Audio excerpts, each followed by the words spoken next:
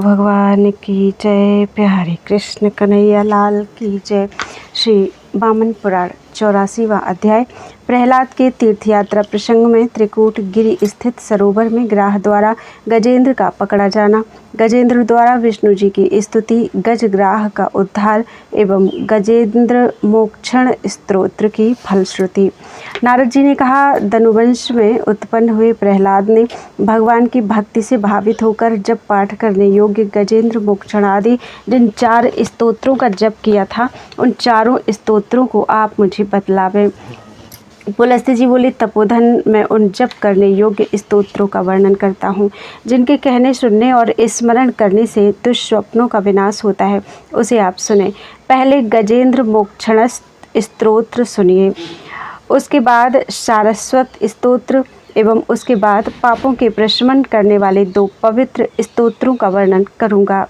सूर्य के सदृश कांति वाले पर्वतराज सुमेरु का पुत्र, सर्वरत्नों से भरा, श्री से संपन्न त्रिकूट नाम का एक पर्वत है। क्षीर सागर के जल की लहरों से धुले हुए निर्मल शिलातल वाला वह पर्वत समुद्र का भेदन कर उसके ऊपर निकल आया है। ऐसे देवता और ऋषिगण वहाँ सदा निवास करते हैं। अप्सराओं से घिरा झरते हुए झरनों वाला, गंधर्वों, किन्नरों, यक्षों, सिद्धों, चारणों, पन्नगों, पत्नी के साथ विद्याधरों, संयम का पालन करने वाले तपस्वियों और भेड़ियों, चीतों एवं गजेंद्रों से भरा पूरा वह शोभाशाली पर्वत अत्यंत सुशोभित है। पुन्नाग, कर्णिकार, बिल्व, आमलक, पाटल, आम्र, नीप, कदम्ब, चंदन, अगुरु, चंपक, शाल, ताल, तमाल, सरल, अर्जुन, परपट तथा दूसरे बहुत प्रकार के वृक्षों से वह पर्वत सब तरह से सुशोभित है। वह पर्वत भली भांति की धातुओं से चमकती चोटियों, चारों ओर से बहने वाले झरनों और अत्यंत मनोहर तथा सुदूर देश में फैले हुए 3 शिखरों से शोभित है। वह पर्वत हरिण, बंदर, सिंह, मत्स्य मत वाले हाथी, चातक, चकोर एवं मोर आदि के शब्दों से सदा शब्दायमान होता रहता है। कई प्रकार के फूलों से भरे पूरे एवं तरह तरह की सुगंधों से सुवासित उसके एक सुनहले शिखर का सेवन सूर्य करते हैं। सफ़ेद बादलों की तरह एवं बर्फ के ढेर के समान चांदी जैसी उसकी दूसरी चोटी का सेवन चंद्रमा करते हैं। हीरा, इंद्रनील, बैडूरे आदि रत्नों की चमक से दिशाओं को प्रकाशित करने वाला उसका अत्यंत उत्तम तीसरा शिखर ब्रह्मा का निवास स्थान है। कृतघ्न, क्रूर, नास्तिक, तपस्या से हीन एवं लोक में पाप कर्म करने वाले मनुष्य उसे नहीं देख सकते। उस पर्वत के पीछे की ओर कमलों से युक्त कारंडव, पक्षियों से भरे, राजहंसों से सुशोभित, कुमुद, उत्पल, कल्हार, पुंडरीक आदि अनेक प्रकार के सुनहले कमलों से अलंकृत एवं सुनहले सतपत्रों वाले तथा अन्य प्रकार की कमलों से और भी सुशोभित एवं मरकत के सदृश पत्तों तथा सोने के समान पुष्पों और हवा से चू चू शब्द करने वाले बांस के झाड़ों से चारों ओर से घिरा एक सरोवर है। उस सरोवर के जल में हाथियों का शत्रु, दुष्ट स्वभाव का, आधी खुली आंखों वाला कुरूप एक मगर रहता था। एक समय उज्ज्वल दांतों वाला, मदश्रावी पैर से चलने वाले पर्वत के समान, मद के गंध से वासित, ऐरावत के सदृश, अंजन की भांति काला, मद के कारण चंचल नेत्रों वाला, प्यासा एक गज योधपति पानी पीने की इच्छा से उस सरोवर के जल में बैठा और कमलों के समूह में अपने झुंड के बीच में रहकर क्रीड़ा करने लगा। जल के भीतर अपने शरीर को छिपाए हुए एक भयंकर ग्राह ने उसे पकड़ लिया। करुण स्वर से चिंगाड़ कर रही हथिनियों के देखते ही देखते अत्यंत बलवान ग्राह उसे कमलों से संकुल जल में खींच ले गया और वरुण के पाशों से बांधकर उसे चेष्टा रहित एवं गतिहीन विवश कर दिया। वहाँ सुदृढ़ और भयंकर पाशों से आबद्ध हो जाने के कारण गजराज यथाशक्ति छटपटाकर ऊंचे स्वर से चिंगाड़ने लगा। क्रूर कर्म वाले उस ग्राह के द्वारा पकड़े जाने पर वह पीड़ित और उत्साह रहित हो गया। भारी विपत्ति में पड़कर वह मन से भगवान श्री हरि का ध्यान करने लगा। वह सुंदर गजराज पूर्व जन्म का नारायण का भक्त था, इसलिए वह उस समय सर्वतोभावेन उन्हीं देव की शरण में प्रपन्न हो गया। वह गजराज जन्म जन्मांतर के अभ्यास से एकाग्र एवं संयत चित्त होकर विशुद्ध अंतःकरण से गरुड़ ध्वज भगवान विष्णु की भक्ति में लग गया था। उसने महान देव केशव श्री विष्णु के सिवा अन्य देवताओं की पूजा नहीं की। उस गज ने मथे हुए अमृत के फेन के समान कांति वाले शंख तथा चक्र और गदा को धारण करने वाले सहस्रों शुभ नामों वाले आदिदेव एवं अजन्मा सर्वव्यापक विष्णु नारायण का ध्यान किया और अपने शुंड के अग्रभाग में एक उत्तम स्वर्ण कमल लेकर इस आपत्ति से मुक्ति प्राप्त करने की इच्छा से इस स्तोत्र का पाठ करने लगा। गजेंद्र बोला, ओम मूल प्रकृति स्वरूप महान आत्मा अजित विष्णु भगवान को नमस्कार है। अन्यों पर आश्रित न रहने वाले एवं किसी वस्तु की प्राप्ति की इच्छा से रहित आप देव को नमस्कार है। आदि बीज स्वरूप ऋषियों के आराध्य देव संसार चक्र के प्रवर्तक आपको नमस्कार है। अंतर रहित सर्वत्र व्याप्त एकमात्र अव्यक्त को पुनः पुनः नमस्कार है। गुह्य गूढ़ गुढ़ स्वरूप एवं गुणों में रहने वाले को नमस्कार है।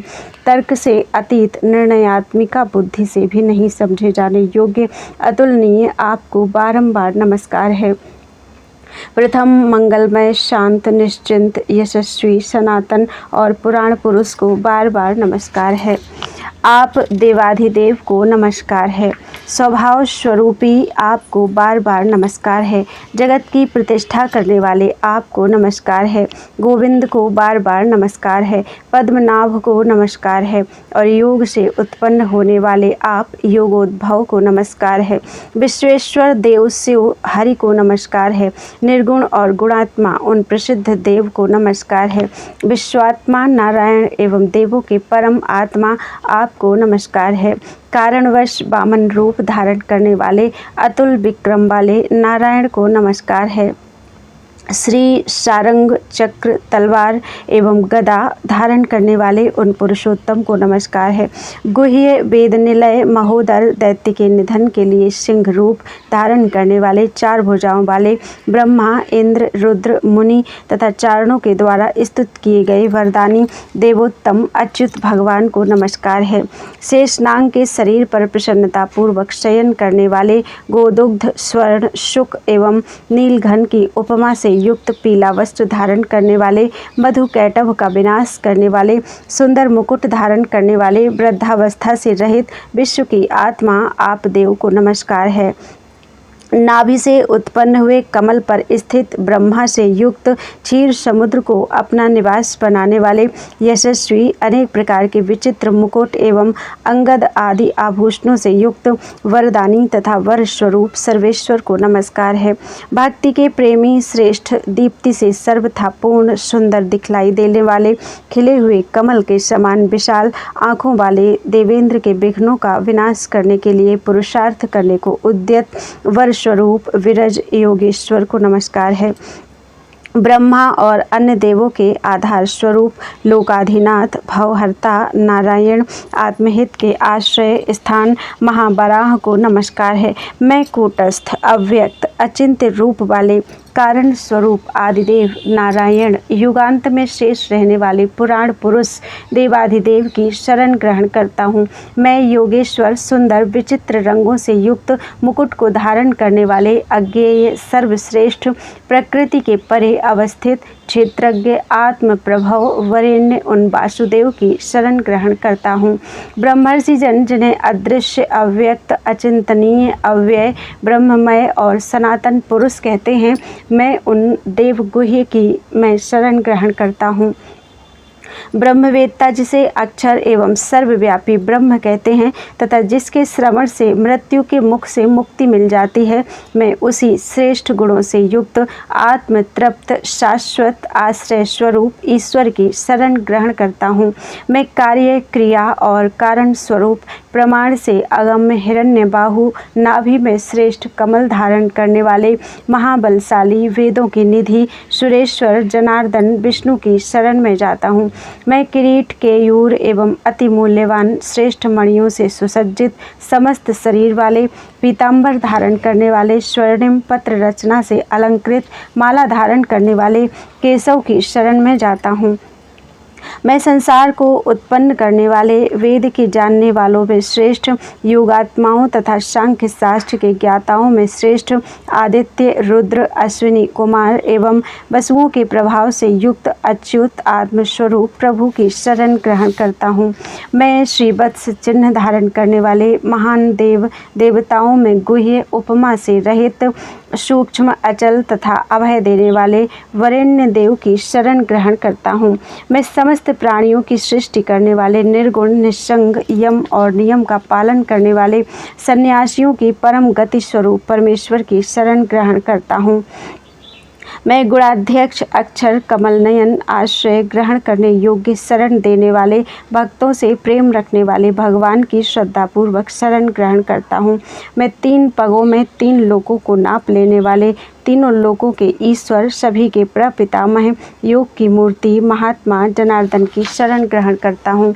मैं आदिदेव, अजन्मा, शंभु, व्यक्त और अव्यक्त स्वरूप, सनातन, परम सूक्ष्म, ब्राह्मण प्रिय नारायण की शरण ग्रहण करता हूँ।